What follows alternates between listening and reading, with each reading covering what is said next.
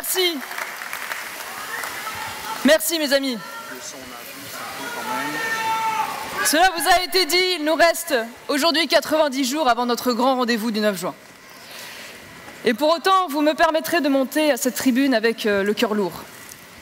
J'ai sur le cœur une histoire qui m'émeut profondément et qui me donne aussi une force inébranlable.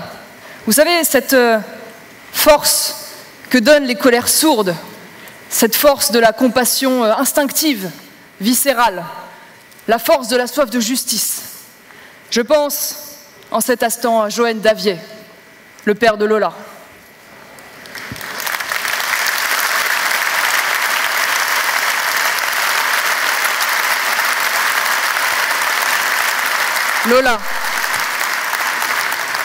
Lola, cette petite fille de 12 ans à peine, dont la vie a été volée en même temps que l'innocence.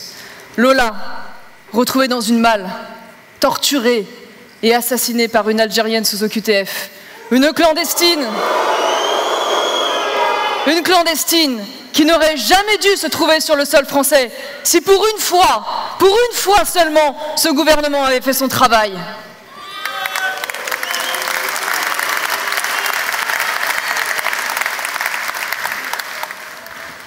Eh bien, il y a quelques jours, Johan Davier est mort de chagrin. Il est parti rejoindre sa petite fille chérie au ciel. Et je tiens à dire, après cette tragédie, et au nom de vous tous, pour Lola, pour son papa, pour toutes les autres victimes, nous n'abandonnerons jamais, jamais.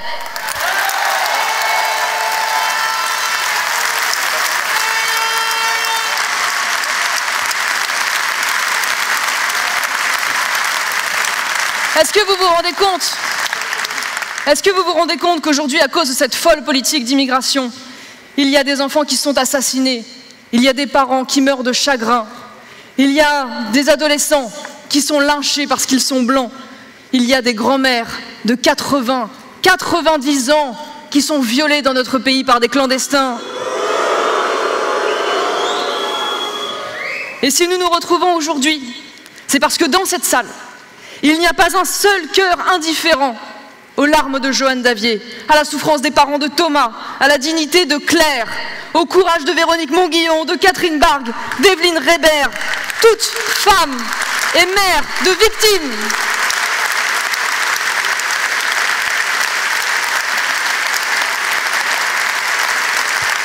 Et je leur dis merci. Merci de s'être adjoints à moi dans une tribune le jour de la fête des femmes, dans un cri du cœur, touche pas à ma fille, à l'occasion précisément de cette journée pour dénoncer aujourd'hui les ravages de l'islamisation et de l'immigration sur nos femmes et sur nos filles.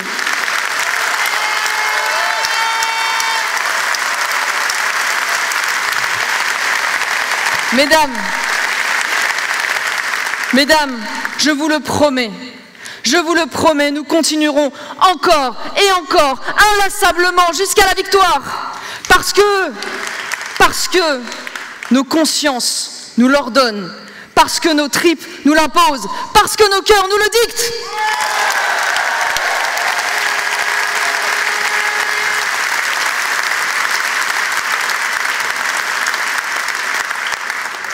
Il y a 12 ans, je m'engageais et je devenais la plus jeune députée de la nation. À l'époque,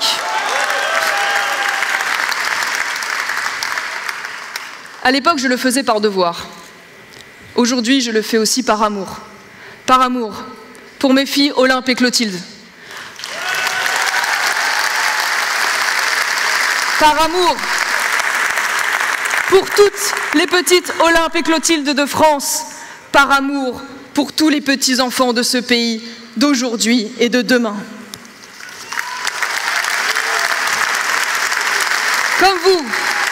Comme vous, chaque matin, je me lève pour qu'ils puissent recevoir un pays à aimer, un pays fort de ses repères, où l'autorité, le mérite, le respect, le travail, le patriotisme les élèvent.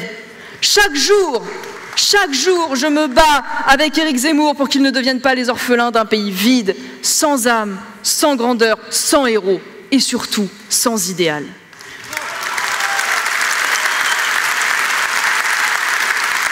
C'est qui nous unit avec notre président Éric Zemmour, que je remercie pour sa confiance. C'est aussi cette mission qui anime mes infatigables compagnons de combat. Je pense bien sûr à Guillaume Pelletier, le directeur de la stratégie, qui donne sans compter dans cette campagne. Je pense aussi à notre eurodéputé Nicolas Bay, qui apporte toute son expérience dans cette élection. Je pense à Philippe Vardon, à Philippe Schletter, à Thibault, si précieux, Agnès, Sarah, Stéphane, Sazistas, toutes ces équipes qui font un travail remarquable. Et vous tous ici présents, fatigables militants, merci, merci du fond du cœur.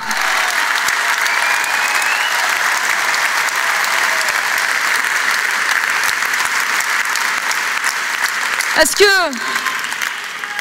vous mesurez la responsabilité qui est la nôtre, la responsabilité qui est la vôtre? Tous ici, nous avons le devoir d'apporter une espérance aux Français, une espérance politique. Mais je vous préviens, et je sais que vous le savez, ce ne sera pas sans combat, ce ne sera pas sans un immense effort. Alors, finalement, que voulons-nous? Nous voulons simplement retrouver le chemin de la fierté disparue. Nous voulons simplement pouvoir être fiers d'être Français. Eh bien, justement, nous en avons fait un slogan, notre slogan de campagne, la France fière pour vous. C'est notre programme, c'est notre cri de ralliement, c'est notre étendard, c'est notre espérance. La fierté n'est-elle pas le carburant de l'honneur et du panache? La fierté n'est-elle pas le pilier de la dignité et de l'indépendance? Parce que nous sommes fiers d'être Français et Européens, nous n'acceptons pas d'être menacés ni intimidés par personne. Alors je veux prendre une minute pour répondre aux provocations du président turc Erdogan, qui tente régulièrement, je dis bien tente régulièrement, de nous humilier en menaçant de conquérir l'Occident. Lui qui, au lendemain des ignobles attaques du 7 octobre en Israël, a osé nous lancer « Occident, voulez-vous reprendre le combat entre la croix et le croissant ?» Alors, je lui dis, en votre nom, attention, attention, monsieur Erdogan. Nous aussi, nous avons notre fierté, nous aussi, nous savons d'où nous venons et où nous allons. Nous savons que nous avons 1500 ans d'histoire à défendre. Alors, monsieur Erdogan, cessez vos intimidations et rappelez-vous de nos victoires à Poitiers, à Lépante, à Vienne. L'Europe est encore vivante et elle ne sera jamais ni conquise ni soumise.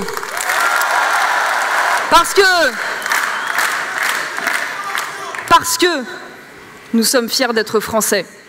Après le 9 juin prochain au Parlement européen, vous pourrez compter sur tous vos élus reconquête pour ne jamais baisser les yeux. Oui, nous ne baisserons jamais les yeux devant la racaille, devant le politiquement correct, devant l'insupportable racisme anti-blanc. Oui, nous ne baisserons jamais les yeux devant ceux qui insultent la France et qui réclament sans cesse tout d'elle au nom d'une dette imaginaire sans jamais rien vouloir lui donner.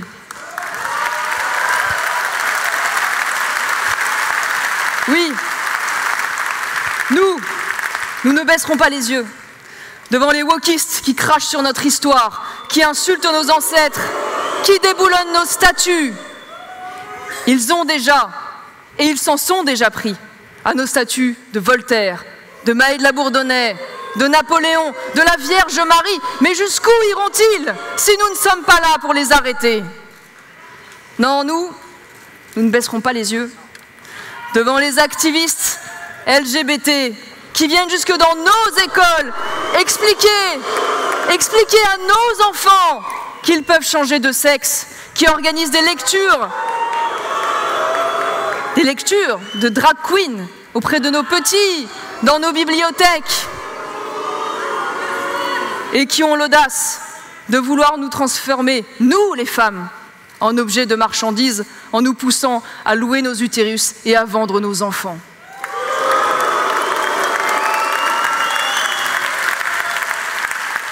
Et non seulement nous ne baisserons pas les yeux, mais nous ne les fermerons pas non plus. Contrairement à beaucoup d'autres d'ailleurs, devant le conflit de civilisation en cours sur notre sol. Je veux que chacun d'entre vous en ait conscience, bien conscience.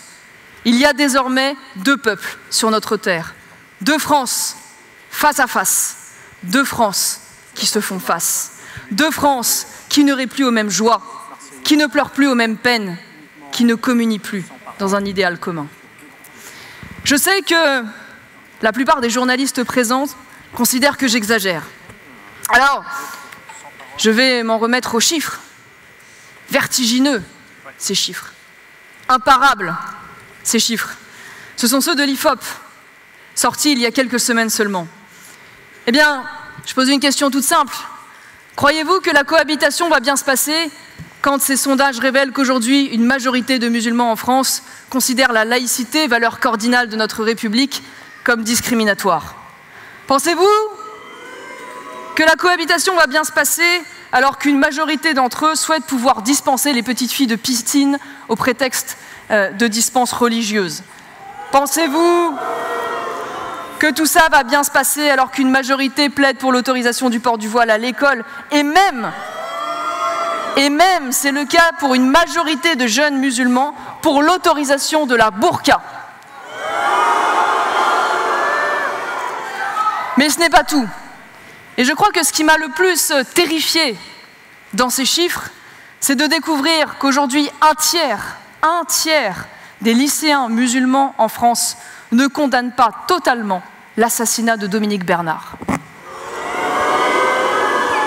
Alors, il va falloir m'expliquer quelque chose.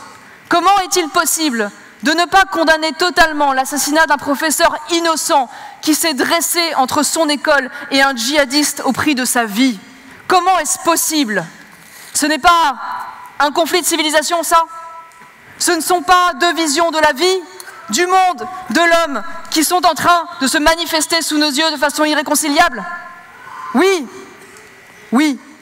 il y a aujourd'hui, même si c'est dur à dire, même si c'est dur à voir, même si c'est dur à accepter, même si c'est dur à affronter, il y a aujourd'hui une civilisation islamique portée par des courants de plus en plus radicaux, salafistes, frères musulmans, qui prospèrent en France, qui prospèrent en Europe.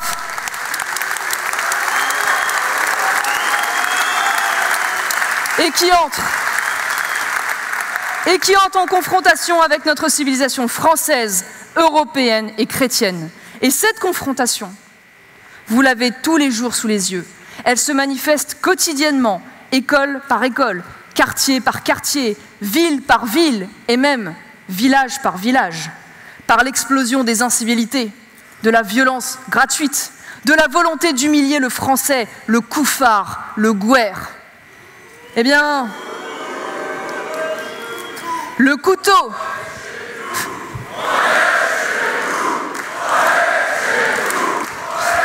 Oui, on est chez nous. Et le couteau est devenu le symbole de cette confrontation. Lui qui est maintenant dégainé si facilement pour un regard, pour une cigarette refusée, pour un coup de klaxon, pour un baiser, jugé impudique dans la rue. Alors regardons les choses en face. Et nous vous le disons chaque jour, depuis que Reconquête a été créée, c'est le grand défi historique, c'est le grand défi vital que nous allons devoir relever. Alors,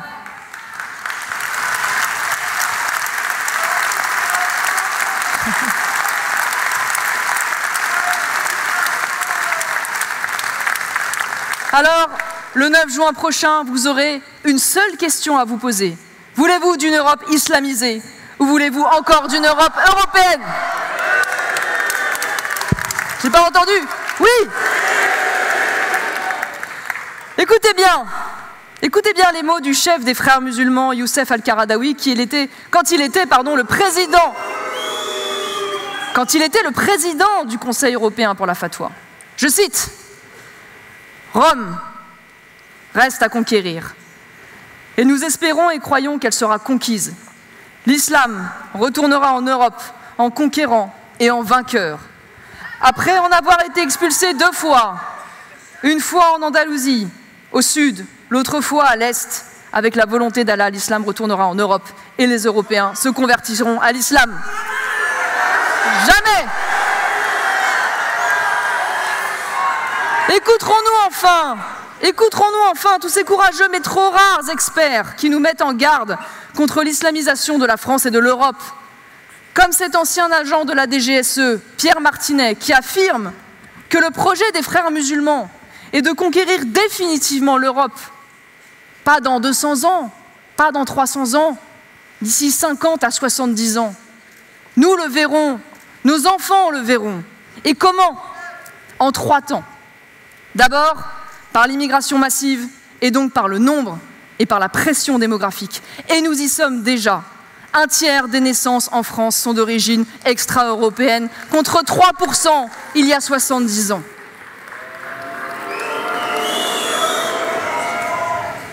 Puis ensuite, par la pression des revendications communautaires, j'y reviendrai plus tard.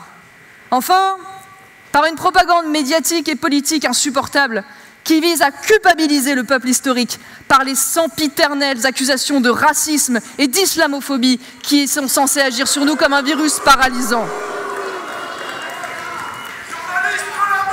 De nombreuses puissances étrangères et organisations islamistes profitent justement de cette immigration anarchique en Europe pour mener des entreprises de déstabilisation, pour subvertir notre jeunesse, pour organiser l'équivalent d'une 5e colonne dans nos pays et recruter, bien sûr, des soldats djihadistes porteurs de mort.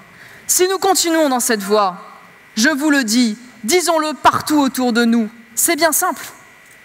Il y a seulement 2 issues qui s'offrent à nous, la soumission ou la conversion. Je ne veux ni de la soumission, ni de la conversion. Et si vous êtes ici, je le sais, c'est parce que vous refusez cette fatalité. Nous sommes là pour porter la voix de la résistance et de la reconquête en France et en Europe. Alors je vous l'annonce solennellement aujourd'hui. J'ai décidé de lancer dès la semaine prochaine et jusqu'au 9 juin, en France comme partout en Europe, pour la première fois, l'opération du grand dévoilement.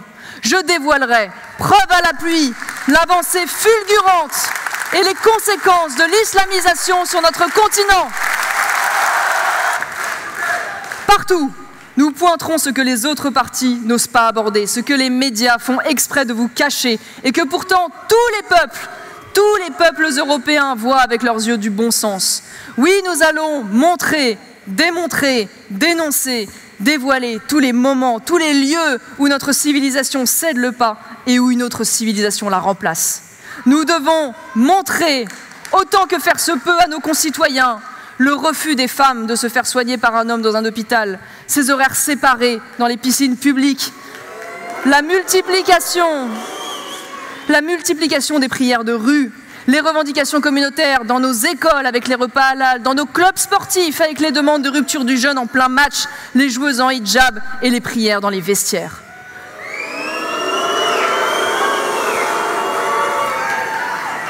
Oui, nous devons montrer aujourd'hui que près d'1 million de femmes portent le voile islamique en France, que c'est 55% de plus qu'il y a 10 ans, que 80 000, écoutez bien ces chiffres, 80 000 lycéens musulmans sont aujourd'hui radicalisés selon une enquête du Figaro, que près de 200 000 femmes sont aujourd'hui contraintes au mariage forcé, pas au Maroc, pas en Algérie, pas en Tunisie, en France, forcées au mariage en France,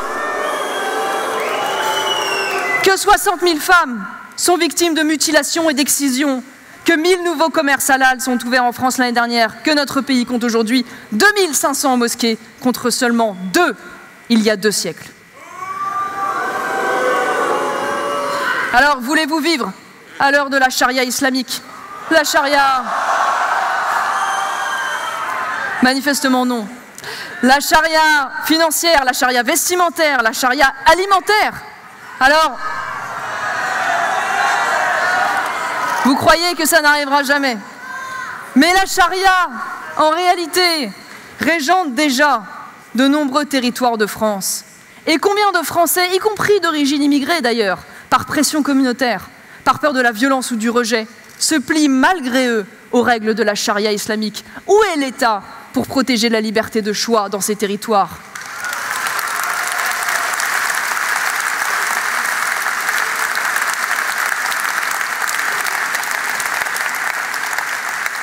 Quand récemment, un proviseur dans une école parisienne est menacé de mort simplement pour avoir demandé à une élève de retirer son voile, c'est la charia islamique qui s'applique.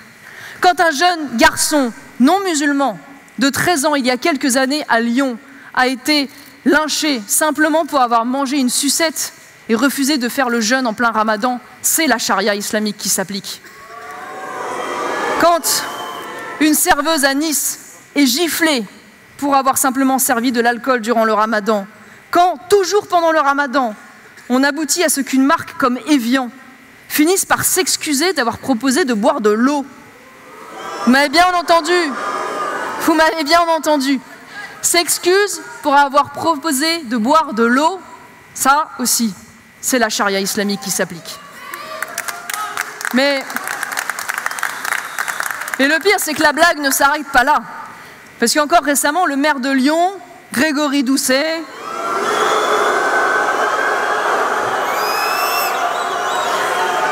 alors lui, il a fait encore mieux que ça. Il a carrément mis en pause les travaux dans le quartier de la Guillotière pour ne pas déranger les boucheries halal et laisser place au grand, je cite, marché du Ramadan. Alors, je vous rassure, il a moins de scrupules quand il s'agit de la religion catholique parce que lui, il a carrément rompu la tradition séculaire du vœu des échevins qui était une procession catholique au nom de la laïcité. Alors ça m'amuse parce que, fut un temps, concernant les écolos, mon grand-père parlait des pastèques. Il disait qu'ils étaient verts à l'extérieur et rouge coco à l'intérieur.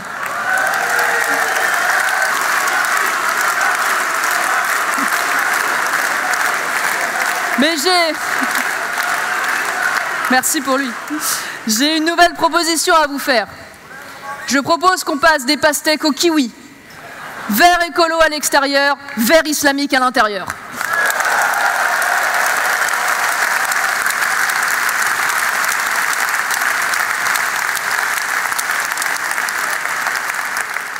Alors que la France nous entende depuis cette salle, que les médias nous entendent depuis cette salle, je le dis, nous le disons avec force et gravité, la France est une république laïque de tradition chrétienne. Tous nos compatriotes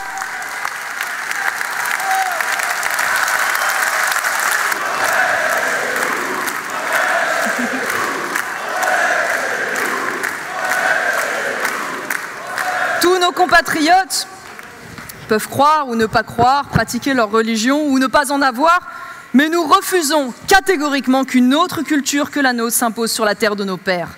Nous devons donc refuser toutes les manifestations de la charia islamique dans tout l'espace public.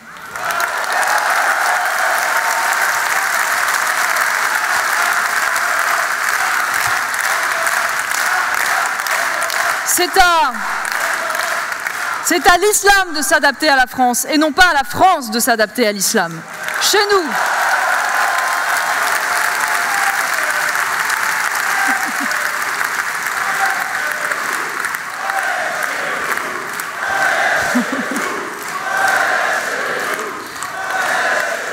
Vous avez raison, répétez-le, qu'ils en soient sûrs. Chez nous, d'où qu'on vienne, les retardataires. Chez nous, d'où qu'on vienne, et quelle que soit sa religion, on se doit de vivre comme des Français. Ceux qui veulent vivre à la saoudienne sont libres d'aller en Arabie Saoudite.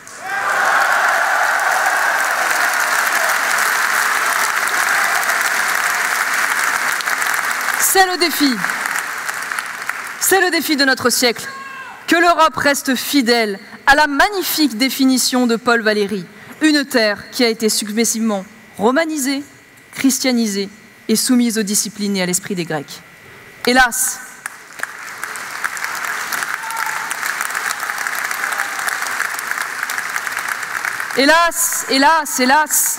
l'Europe de Bruxelles et de von der Leyen a tourné le dos à cette définition et s'est 3 fois reniée.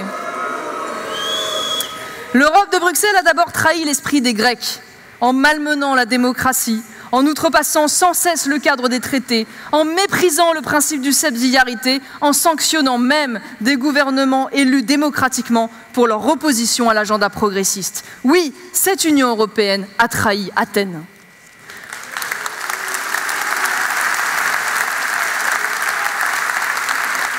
Bruxelles a aussi trahi l'héritage romain avec son refus de protéger le limes, la frontière, par la folie des élargissements sans fin et par ses coupables ambiguïtés avec la Turquie.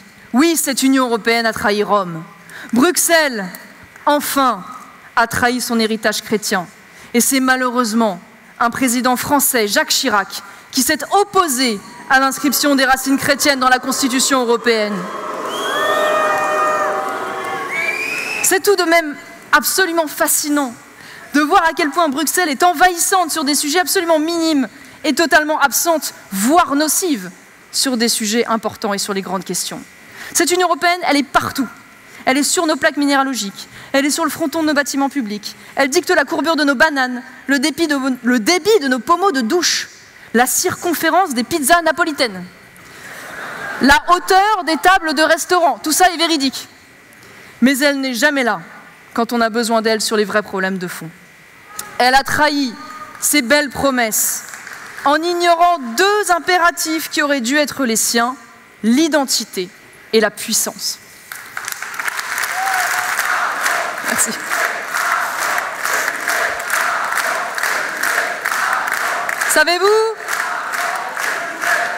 Savez-vous qu'entre 2014 et 2021, la Commission européenne a versé plus d'1 million d'euros à l'université islamique de Gaza, dont l'inspirateur n'est autre que le Tchèque Yassine, le fondateur même du Hamas.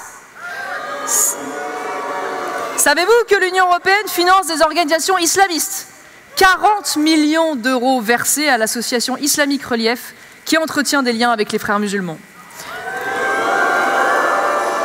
Et vous n'avez pas fini de huer parce que la Commission finance aussi des clips de promotion pour le voile islamique, avec des slogans tels que, tenez-vous bien, la joie est dans le hijab. Alors avec von der Leyen, ce n'est pas le bonheur est dans le pré, c'est la joie est dans le hijab.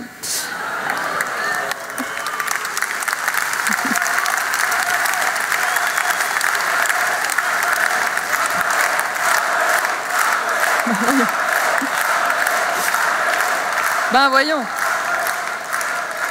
Quelle indécence tout de même. Quelle indécence au moment même où des millions de femmes dans le monde sont rejetées, maltraitées, emprisonnées, voire tuées pour refuser de porter ce voile islamique, qu'elles vivent comme un instrument de soumission. La joie est dans le hijab, qu'ils aillent donc expliquer ça aux Iraniennes.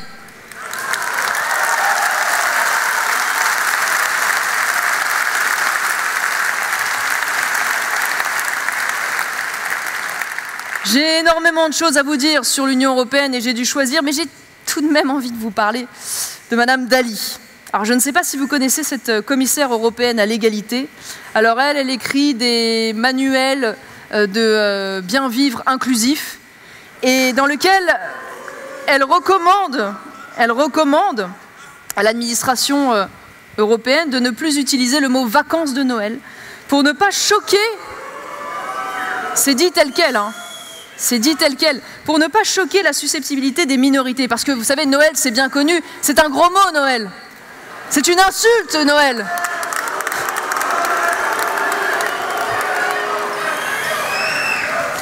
Et au même moment, Bruxelles fait avancer son agenda progressiste vers la légalisation de la GPA. Il est pourtant bien là. Il est pourtant bien là, le nouvel esclavage, eux qui dénoncent le soi-disant néocolonialisme européen. Celui qui pousse des femmes à louer leur ventre et à vendre leurs bébés. Heureusement qu'il y a des gouvernements courageux qui résistent. Et je veux remercier l'Italie de Giorgia Meloni. Je veux remercier Nicola Procaccini qui la représente aujourd'hui.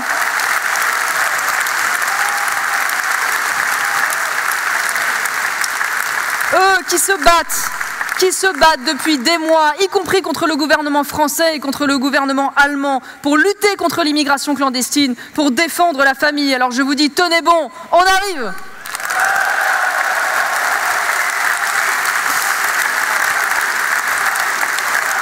On arrive.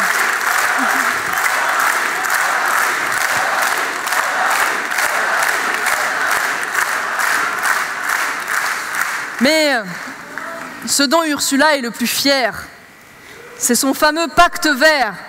On en a beaucoup entendu parler ces dernières semaines. Le pacte du fanatisme écologique.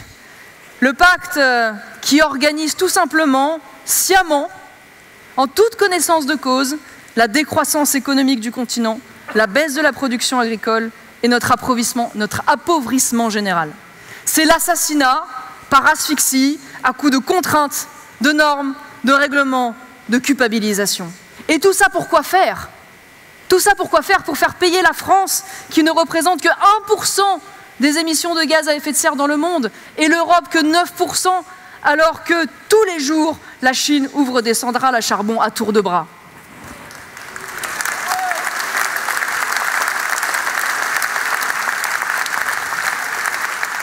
Et là encore, il faut le dire, il faut le rappeler, le PPE, le parti européen dans lequel siègent les Républicains, a soutenu 32 des 34 dispositions de ce pacte, selon l'aveu même de leur président de groupe. Et si nos agriculteurs ont été courageusement dans la rue, sur leurs heures de travail pendant des semaines, c'est parce qu'ils sont les premières victimes de ce pacte.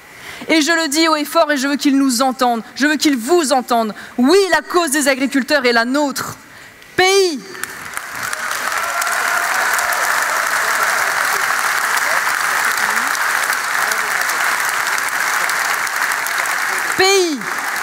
paysans, paysages, voilà le triptyque d'une âme française qui nous est chère. La France des bosseurs, la France des terroirs, la France des racines. J'ai dit d'une âme française, mais j'aurais même pu dire d'une âme gauloise. La ruche, le mouton, la charrue sont des mots qui subsistent dans notre langue et qui nous viennent directement de la langue gauloise. Oui, nous tous Français, nous sommes des descendants de paysans. Et en votre nom à tous, je veux dire à tous ces irréductibles Gaulois, tenez bon, le 9 juin, nous arrivons pour vous défendre. Alors, pour répondre à ces mots profonds, certains pensent que la solution résiderait dans une sortie pure et simple de l'Union européenne. Je voudrais ici m'adresser aux Français tentés par le Frexit avec amitié, car je comprends votre colère, et à vrai dire, je la partage. Mais je vous le dis fraternellement, je vous le dis de patriote à patriote. Ce n'est pas au moment où la droite forte, populaire, souverainiste, conservatrice progresse partout en Europe, où nos amis et nos alliés conquièrent le pouvoir dans de si nombreux pays qu'il faut déserter. Parce que nous sommes face à un moment historique. Pour la première fois de l'histoire, nous avons l'opportunité de prendre le pouvoir au Parlement européen. Pour la première fois, nous avons l'occasion de conquérir la majorité du Parlement européen et de renverser von der Leyen.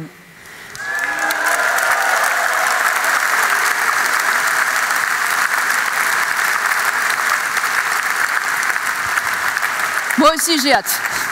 Mais je vous le dis franchement, sur le sujet de moi, je n'ai ni dogme ni tabou.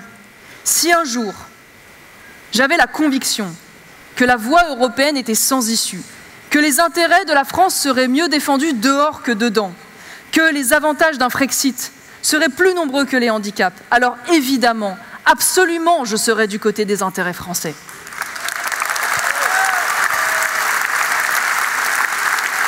Mais néanmoins, à l'heure où je vous parle, être du côté des intérêts français, c'est prendre toute notre place dans la grande bataille politique, idéologique, anthropologique même, qui se joue aujourd'hui au Parlement européen. Les nations d'Europe nous attendent. La France doit répondre à l'appel.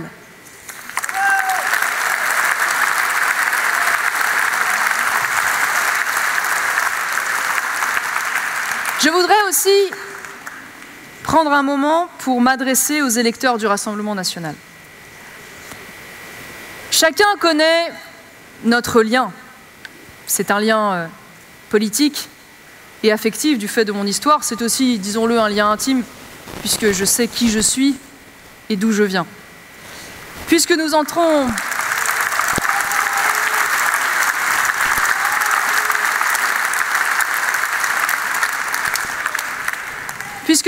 maintenant dans la vraie campagne, puisque bientôt viendront les débats. Marine, Jordan, je veux vous dire que nous ne sommes pas des ennemis. Si nous sommes bien sûr des concurrents, mais nous sommes aussi, d'une façon certaine, complémentaires. Chacun connaît nos différences, et même parfois nos divergences politiques.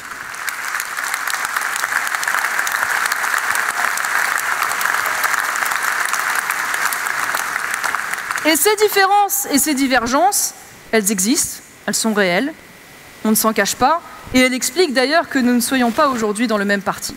Mais je ne veux pas pour autant oublier ce qui nous rassemble, et surtout ce qui demain devra nous rassembler. Car je n'ai pas varié, je n'ai pas changé d'avis. Je défendais l'union des droites au sein du Front National lorsque j'étais député, et c'était justement d'ailleurs l'un de nos points de désaccord.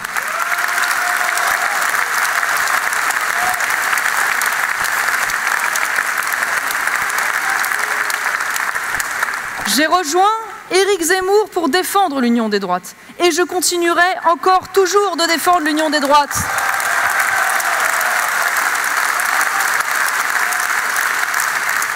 Car je suis convaincue, parce que je suis persuadée que c'est le seul chemin pour porter nos idées au pouvoir, une coalition des forces qui refuse le déclassement, l'effacement, le remplacement.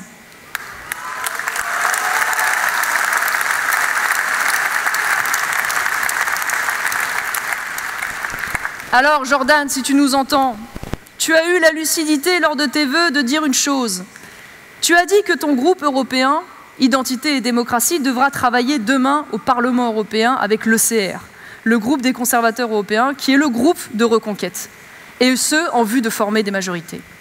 Eh bien, merci pour ta lucidité, mais ce chemin que nous trouverons pour travailler ensemble au Parlement européen, j'en suis convaincue. Je veux que demain, nous le trouvions aussi en France. Enfin,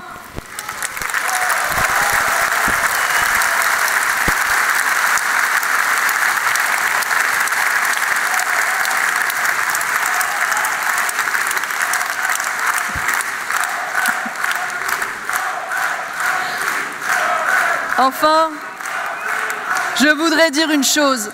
Je voudrais dire une chose à tous ceux, et je sais qu'ils sont nombreux, qui hésitent encore entre un vote pour la liste du RN et celle de Reconquête. Vous savez que le RN aura des eurodéputés et que Jordan Bardella est certain d'être élu. Posez-vous donc simplement cette question.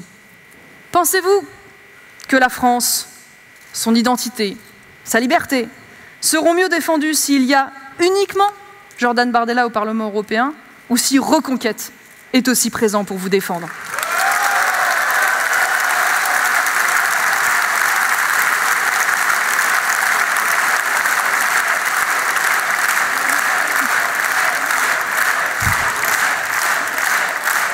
Dites-le autour de vous, expliquez-le. Nous sommes dans une élection à un tour. Si vous allez voter, vous aurez des élus Reconquête, c'est certain. 1% égale 1 député européen. Alors le seul vote utile le 9 juin, c'est le vote pour ses convictions. Alors les convictions, justement, parlons-en. Je crois qu'il n'est pas inutile de vous dire qu'il ne faut pas compter sur les LR pour vous défendre. Parce que LR c'est très simple finalement. C'est 50% de macronistes qui ne s'assument pas et 50% de zemmouristes qui ne s'assument pas.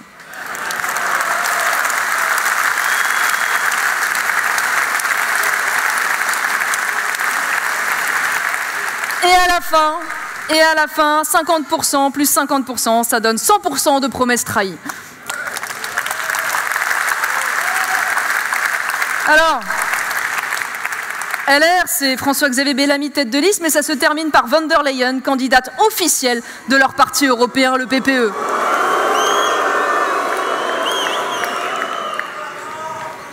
Je vous le dis très sincèrement, je respecte personnellement François-Xavier Bellamy, mais il doit quand même être dit que comme tête de liste, il ne représente que lui-même. Il est isolé idéologiquement dans son mouvement. Il est isolé dans son groupe au Parlement européen. Il est isolé dans sa propre délégation dont la plupart des élus ne votent même pas comme lui. Alors je vous le dis très franchement, je ne comprends pas son choix. Pourquoi, quand il pense ce qu'il pense, avoir soutenu jusqu'à la dernière minute Valérie Pécresse à l'élection présidentielle? Pourquoi vouloir continuer coûte que coûte, au prix de la cohérence, à vouloir sauver un parti qui est devenu le banc de touche d'un gouvernement qui ne marque plus aucun but en plus?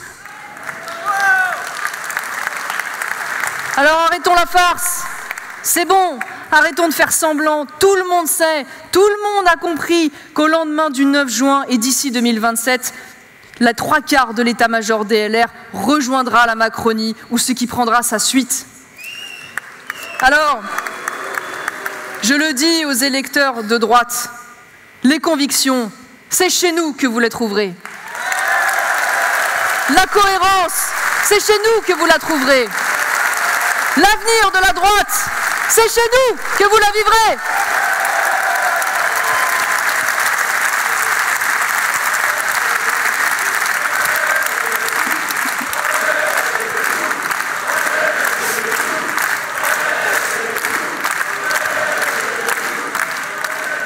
Et ne vous trompez pas, par pitié, ne vous trompez pas, alors que pour la première fois, il est permis d'espérer faire un vrai choix entre deux visions du projet européen, entre deux lignes politiques, une Europe de la civilisation ou une Europe de la soumission, une Europe des paysans ou une Europe des migrants, une Europe de la liberté ou une Europe de la bureaucratie, une Europe de l'indépendance nucléaire ou une Europe des fanatiques écolos. Résumons tout simplement, une Europe de droite ou une Europe de gauche.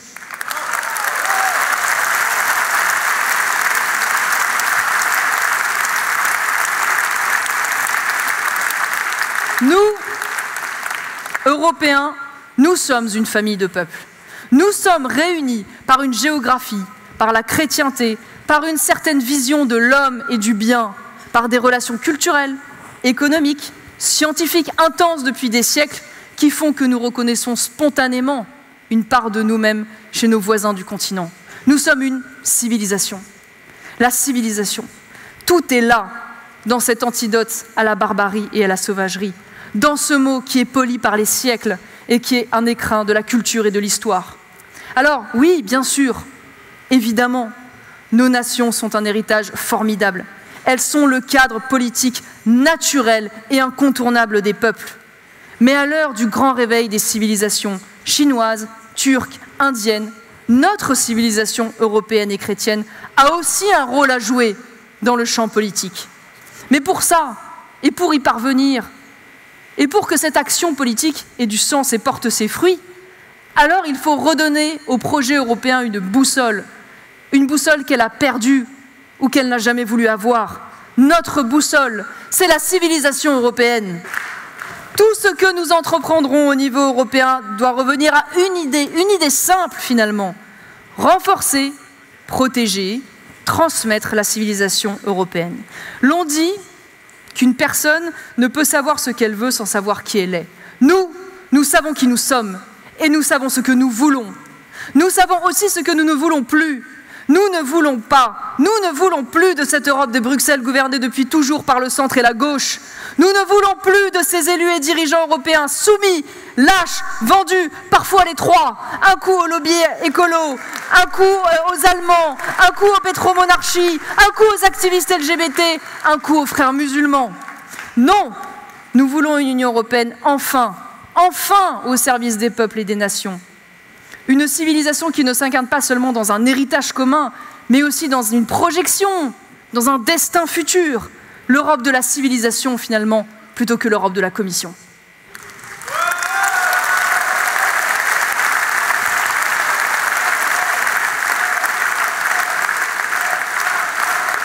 Et cela, mes amis, nous allons l'avoir.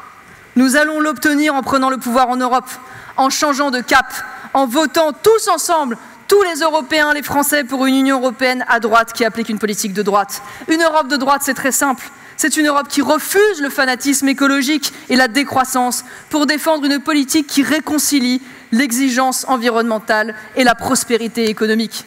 Une Europe de droite, c'est une Europe dont la politique agricole vise l'autonomie alimentaire, qui protège ses agriculteurs des importations déloyales,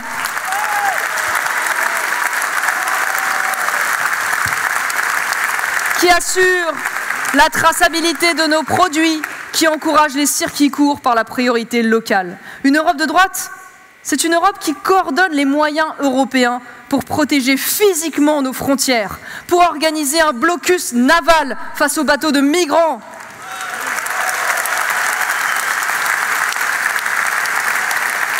pour détruire les filières de passeurs, pour coopérer avec les pays de départ pour casser l'afflux des clandestins. Une Europe de droite, c'est une Europe qui protège ses marchés du dumping social et fiscal, qui garantit une concurrence juste, qui autorise les aides d'État pour les secteurs stratégiques, qui assure un accès prioritaire des marchés publics aux Européens.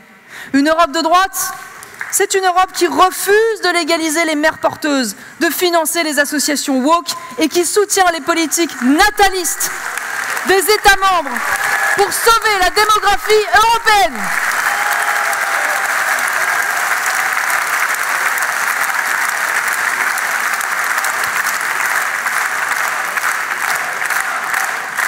Une Europe de droite, c'est une Europe qui veut tendre vers l'autonomie énergétique, qui soutient et développe le nucléaire dans les États membres, qui organise la sécurisation de nos approvisionnements énergétiques, qui protège nos industries, qui croit au génie humain et européen par la recherche. Une Europe de droite, c'est une Europe qui a des ambitions, celle, par exemple, de se donner les moyens de ravir le leadership de la conquête spatiale aux Américains. C'est une Europe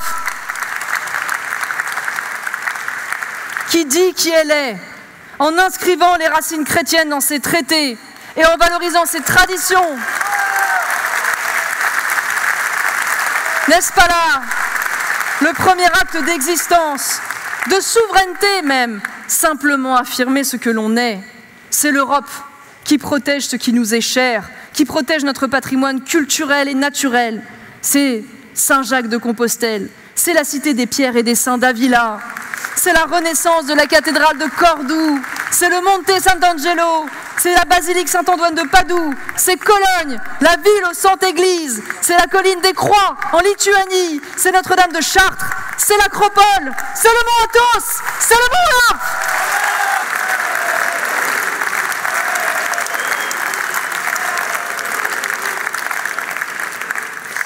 Lorsque le passé n'éclaire plus l'avenir, l'esprit marche dans les ténèbres, disait Tocqueville. Nos penseurs, Platon, Aristote, Thomas d'Aquin, Descartes et Kant, nos savants, Pythagore, Galilée, Einstein, nos poètes, nos musiciens, tous nos grands auteurs, nos explorateurs qui ont ouvert les océans, nos inventeurs qui ont changé la face du monde, nos scientifiques et médecins qui ont sauvé tant de vies et qui en sauvent encore tant, et tant d'œuvres encore, celles de Michel-Ange ou de Léonard de Vinci. Tout cela, tout ce trésor, le monde entier nous en est reconnaissant, ou devrait nous en être reconnaissant, parce que chacun, à sa manière, s'en nourrit et en profite. Dites-moi, mais dites-moi donc, quelle autre civilisation a apporté au monde ce que nous avons apporté? Si nous le voulions, si nous nous en donnions les moyens, le continent européen, avec la créativité, la richesse, le génie de ces nations, pourrait redevenir la première puissance mondiale. C'est l'ambition, mes amis, qui nous anime dans cette campagne, et c'est l'ambition qui devra nous animer demain au Parlement européen. C'est l'objectif que nous allons viser avec vous. Car n'oubliez pas, les peuples qui ont produit toutes ces merveilles que je vous ai citées plus haut, ce sont les nôtres. Nous sommes encore vivants, nous sommes là. Croyez-vous vraiment que nous ne sommes pas capables de faire aussi bien, sinon mieux, que les Chinois, les Turcs, les Indiens ou les Américains? Évidemment que si!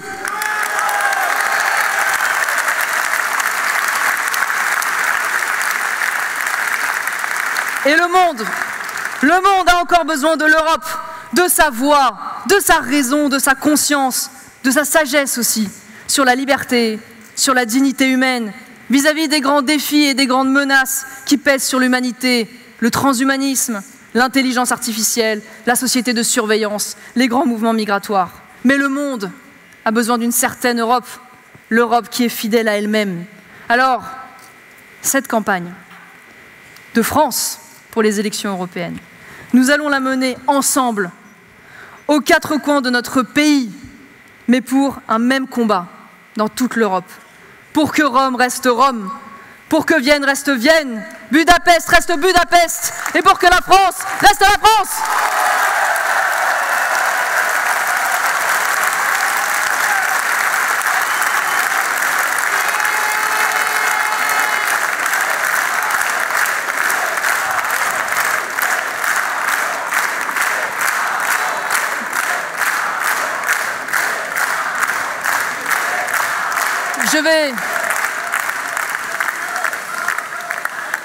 Je vais vous parler d'un poème, ou plutôt d'une chanson.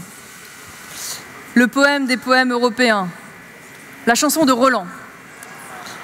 Eh bien, dans cette chanson, Charlemagne, le père de l'Europe, affronte en combat singulier Baligan, l'émir de Babylone, le chef de l'armée des Sarrasins. Et dans ce combat singulier, eh bien, Charlemagne est blessé. Il est à deux doigts d'être tué. Il perd courage, il perd son énergie. Et c'est alors que soudain apparaît l'archange Gabriel. Alors, non pas pour mener le combat à sa place, non pas pour prendre son épée et tuer finalement l'émir à la place de Charlemagne, mais simplement pour lui redonner courage. « Ô grand roi, que fais-tu » lui lance-t-il. « Et nous, Français, que faisons-nous ? Allez, peuple de France, reprenons courage. Allez, Français, debout, debout !» À la fin de l'histoire, Charlemagne gagne le combat. Je vous le dis avec force, avec gravité, je vous le dis avec enthousiasme, l'histoire n'est pas finie. Et à la fin, nous aussi, nous gagnerons. Êtes-vous prêts ? Rien n'est beau comme un peuple qui se relève. Le 9 juin, votons pour une France fière en Europe. Écrivons ensemble les prochaines pages de notre histoire. Non, l'histoire européenne n'est pas finie. Vive notre civilisation millénaire. Vive la France belle. Vive la France fière. Vive la France debout.